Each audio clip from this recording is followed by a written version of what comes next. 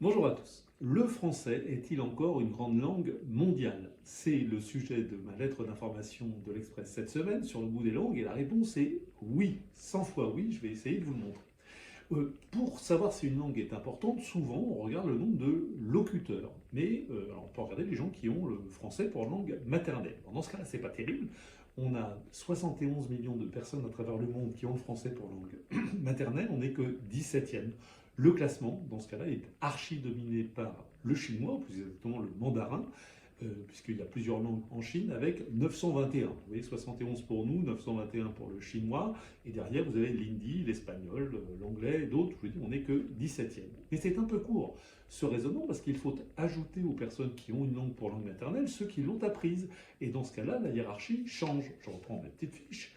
Dans ce cas-là, c'est l'anglais qui gagne 1,3 milliard de locuteurs devant le mandarin, l'hindi, l'espagnol et le français, notre petit français qui arrive 5e avec 277 millions de locuteurs, et pour être tout à fait honnête, dans un mouchoir de poche avec l'arabe, le bengali, le russe et le portugais, mais vous voyez, clairement dans les 10 premiers. Bon, on pourrait s'en tenir à là, ce serait déjà pas mal, mais ce serait une erreur et même une double erreur.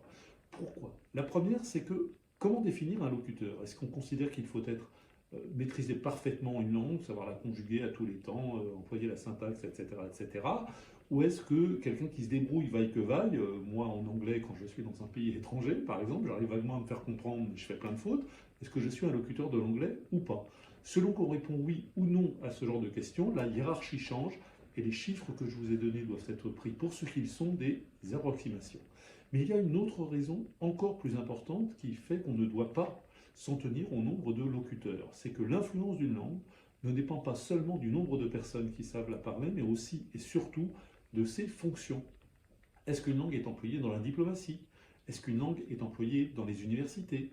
Est-ce qu'une langue est employée dans les sciences? Est-ce qu'une langue est employée dans le commerce? Etc. etc. Plus une langue a de fonctions, plus elle est prestigieuse et plus sa longévité est assurée. Et dans ce cadre-là, le français est très bien placé. Il faut rappeler que le français est la seule langue avec l'anglais à être parlée sur les 5 continents de la planète.